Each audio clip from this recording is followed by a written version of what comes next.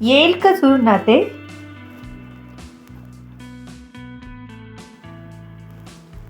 इतक्यात वाडच्या बाहेर गडबड झालेली जाणवली. तसं सगळ्यांचं लक्ष बाहेर गेलं. सगळ्यांचेच बाहेर बघून डोळे मोठे झाले. इथून पुढे आदित्यच्या कानावर ओळखीचा आवाज पडला. आदित्यचा नुकताच डोळा लागत होता. त्याला लगेच जाग आली. शिव आणि प्रकाश बसले होते. दिव्याही झोपतच होती, पण आवाज आला तशीच तीही जागी झाली. मॉम? आदित्य हळू आवाजात म्हणाला. नीता? प्रकाशही म्हणाले, मॅम. शिव म्हणाला. दिव्याचं तर तोंडच उघडं होतं. दिव्या उठून बसली. आदित्यची मॉम येईल असं कोणालाच वाटलं नव्हतं. त्यांना कळलं कसं, हा प्रश्न होताच. आधी तू कसा आहेस? तुला खूप लागलं का रे? तू ना त्या दिव्याचा नाद सोडून दे. हा, जेव्हापासून ती दिव्या तुझ्या आयुष्यात आली आहे ना, तेव्हापासून फक्त तुझ्या आयुष्यात उलटा फरक होत आहे. ती तुझ्यासाठी योग्य नाही. आज तू मरणाच्या दारात जाऊन परत आलास. मी तिला तुझ्या सावलीलाही उभी करणार नाही. नीता असं म्हणाल्या आणि दिव्याला आपण कुठेतरी लपून राहावं वाटलं. खरं तिला जर त्याने बघितलं तर काही खरं नव्हतं. ती हळूच बेडवरून उठली आणि बाथरूममध्ये जायला निघालीच होती की दिव्या, तू कुठेही जाणार नाहीस, तू इथे ये, आदित्य मोठ्याने म्हणाला. आणि नीताचे डोळे लालच झाले. माझ्या आधी ती इथे आहे? म्हणजे माझ्यापेक्षाही तिला जास्त महत्त्व देतात हे? दिव्या तर तिथेच गुंतली होती. आपल्यामुळे दोघांमध्ये भांडण हा विचारच करून तिला कापरा भरला होता. आधी? नीतांचा आवाज जरा कापरा झाला होता. आपला मुलगा जो आपल्याला खूप जास्त मान द्यायचा, तो आज असं आपल्यासमोरच दिव्याला बोलवत होता. मॉम, दिव्या मला सोडून कुठेही जाणार नाही, ना मी तिला जाऊ देणार. माझ्या आयुष्यात कितीही संकट आली तर ती माझ्यासोबत असेल आणि मी ती संकट पार करून येईल. मला संकटांची भीती वाटत नाही. आज ना उद्या मरायचंच आहे, पण मी दिव्याशिवाय नाही राहू शकत.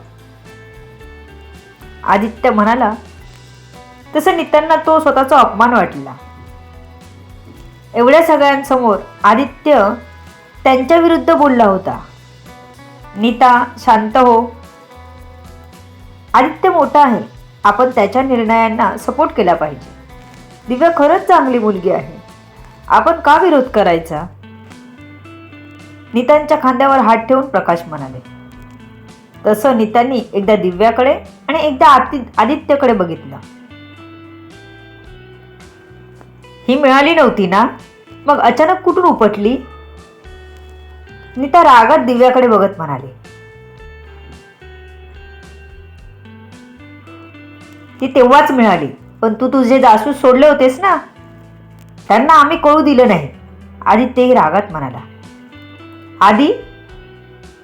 आदित्य असं बोलत होता तेवढ्या नीता जास्त दुखावत होत्या. प्रकाशना आवडलं नव्हतं आदित्यचं नीतांशी असं बोलणं, पण त्याला स्वतः नीता कारणीभूत होत्या. आदित्य, तुझ्या मॉमशी तू असं बोलू शकत नाहीस, प्रकाश म्हणाले. मग तिनेही दिव्याबद्दल शब्द सांभाळून वापरावे. आदित्य थोडा सॉफ्ट आवाजात म्हणाला. त्याला डॅडला दुखवायचं नव्हतं, पण ही मॉम समजून घेत नव्हती. स्वतःहून लग्न लावून द्यायला तयार झालेली ती मध्येच काय भूत घुसलं काय माहीत, एवढा विरोध करावा. मॉमच्या वागण्याचा त्याला संदर्भच लागत नव्हता. नीता, चल, आपण नंतर येऊ भेटायला आदित्यला. आता बरा आहे तो. त्यांनी नीतांना हाताला पकडलं आणि बाहेर घेऊन आले. मला त्याला भेटू दे तरी, नीता म्हणाल्या. नको, तुम्ही वाद घालत बसणार आता, फक्त तुम्हीच जास्त दुखावले जाणार, प्रकाश म्हणाले. तसं नीतांना जाणवलं, आपला नवरा खरंच आपल्यावर इतकं प्रेम करतो. आपल्याला आदित्यने असं बोललेलं त्यांनाही आवडलं नाही, हे त्यांच्या चेहऱ्यावरून स्पष्ट दिसत होतं. दिव्याला इथे का बोलावून घेतलं त्याने? तुम्ही का मला नाही सांगितलं? नीता तक्रार करत होत्या, लटका राग दाखवून बोलत होत्या. दिव्याला त्याने नाही, मी बोलावून घेतला. आदित्य क्रिटिकल कंडिशनमध्ये होता, काहीच कळत नव्हतं. डॉक्टर काहीच सांगायला तयार नव्हते. म्हणून मग दिव्याला मीच बोलावून घेतलं.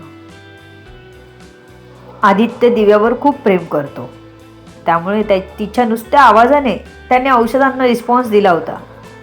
एवढ्या लवकर तो शुद्धीत येईल असं वाटलंच नव्हतं डॉक्टरांनाही. डॉक्टरही अचंबित झाले. म्हणून तू दिव्याला काहीच बोलू नकोस. दिव्यामुळेच आदित्य आपल्या हातात आहे आज. आदित्य दिव्यावर खूप प्रेम करतो, त्यामुळे तो तुझ्याही विरुद्ध उभा राहू शकतो. काहीतरी करशील आणि तू नंतर रडत राहशील तर मी मध्ये पडणार नाही. त्यासाठीच मी तुला तिथून बाजूला आणलं. पुन्हा तू दिव्याच्या वाटेत जायचं नाही. मी तुला आधीही समजावलं आहे, हे शेवटचं समजावतोय. त्यानंतर मला कितीही वाईट वाटलं तरी मी मध्ये येणार नाही. माझं कितीही प्रेम असलं तरी तू चुकीचं वागलीस तर यानंतर मी तुला पाठीशी घालणार नाही. प्रकाश नीतांना समजावत म्हणाले. खरं नीतांना ते समजावून थकले होते, तरीही नीता दिव्याच्या मागे लागल्या होत्या. इकडे नीता आणि प्रकाश निघून गेल्यावर आदित्यने दिव्याला बघितला तर ती केव्हाची तिथेच उभी होती, घाबरलेली दिसत होती. तो सावकाश बेडवरून उतरला आणि तिच्याजवळ आला. खांद्यावर हात टाकून तिला आपल्या जवळ घेतला. दिव्या, तुला कोणीच काही करू शकत नाही, कोणीच काही बोलू शकत नाही. मी तुझ्या सोबत आहे कायम, अगदी शेवटच्या श्वासापर्यंत. आदित्य असं म्हणाला आणि दिव्याने लगेच हात त्याच्या ओठांवर ठेवला. म्हणजे असं काही बोलू नका, मरणाच्या गोष्टी करू नका, असं ती म्हणत होती त्याला. आदित्यने लगेच तिच्या हाताची पप्पी घेतली, तसं दिव्याने हात मागे घेतला. आदित्य मात्र तिला बघून हसत होता. तुम्ही उठलात का? तुम्हाला आरामाची गरज आहे ना, तुम्ही बसा चला, दिव्या म्हणाली आणि त्याला बेडवर जाण्यासाठी नेत होती. पण आदित्य तिथेच उभा राहिला. चला, दिव्या त्याच्याकडे बघून म्हणाली. मी आजारी असूनही तुला जाग्यावरून हालत नाहीये, मी ताकद नाहीये तुला, आदित्य हसत म्हणाला. मग असे टेन्शनमध्ये असणारा शिव दोघांना मस्ती करताना बघून बाहेर गेला. जा तिकडे, दिव्या आदित्यपासून दूर होत म्हणाली आणि त्याला पाठ करून उभी राहिली. दिव्या, माझी वाईल्ड कॅट, आदित्य अगदी हळू आवाजात म्हणाला. तशी मागे वळली आणि एक चापटी दिली आदित्यच्या खांद्यावर. दिव्या, तुला खरं सांगू? आदित्य म्हणाला. नको सांगू, दिव्या पुन्हा तोंड फिरवत म्हणाली. आता आदित्य तिच्याकडे वळला आणि म्हणाला. दिव्या, तू नको म्हणालीस तरी मी सांगणारच आहे. तू कडकी असलीस ना तरी तुझे हात खूप लागतात. आदित्य असं म्हणाला आणि जोरात हसला. दिव्याला राग आला होता, अर्थात तो लटका होता. तिला तो कडकी म्हणाला होता म्हणून आला होता राग. ती मागे वळली त्याला मारायला, तर तो एकदम तिच्या मागेच आणि खूप जवळच उभा होता. डायरेक्ट मितीत जावी तशी ती त्याच्या छातीवर येऊन आपटली. कपाळ आपटलं छातीला. हात हवेतच पकडला त्याने आणि मागून एक हात तिच्या कमरेत घातला.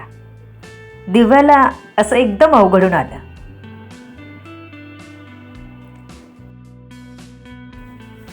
इकडे स्मिताची मैत्रीण गप्प बसणार नव्हती. तिच्या मैत्रिणीला डोळ्यासमोर मरताना बघितलं होतं तिने, त्यामुळे ती तसंही सोडणार नव्हती आदित्यला. पण आदित्यपर्यंत डायरेक्ट पोचू शकत नव्हती. मग आदित्यच्या मॉमला तिने टार्गेट केलं होतं. तेव्हापासून ती काही ना काही आदित्यच्या मॉमच्या मनात घालून देत होती. आणि आदित्यची मॉम ते ऐकून दिव्याला आदित्यपासून लांब ठेवायला बघत होती. स्मिताच्या मैत्रिणीला तेच हवं होतं. दिव्यामुळेच तिची मैत्रीण जीवानीशी गेली होती. ती दिव्याच आदित्यच्या आयुष्यातून बाजूला गेली पाहिजे हेच ती मनात ठरवून होती. आदित्यच्या मॉमला हे काही माहीत नव्हतं. स्मिताच्या मैत्रिणीने त्यांच्याशी गोड बोलून मैत्री केली होती. जेव्हा त्या लेडीज स्पेशल क्लबला जायच्या तेव्हा आदित्यची मॉम लगेच तिच्या बोलण्याला आणि खोट्या मैत्रीला भुलली होती. दिव्या आयुष्यात आल्यापासून आदित्यवर येणारी संकट वाढलीत हे स्मिताच्या मैत्रिणीने त्यांच्या डोक्यात घालून दिलं होतं आणि ते त्यांना पटलंही होतं. आपल्या आदित्यला काही होऊ नये यासाठी त्यांची पोट तिडकीने चाललेली धडपड होती, ज्यात त्या स्वतःच जास्त दुखावल्या जात होत्या आणि दिव्यावरचा राग कैक पटीने वाढत चालला होता त्यांचा.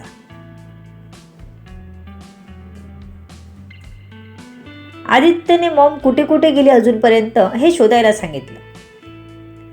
तेव्हा त्या एका लेडीज स्पेशल क्लबमध्ये जात असल्याचं समजलं.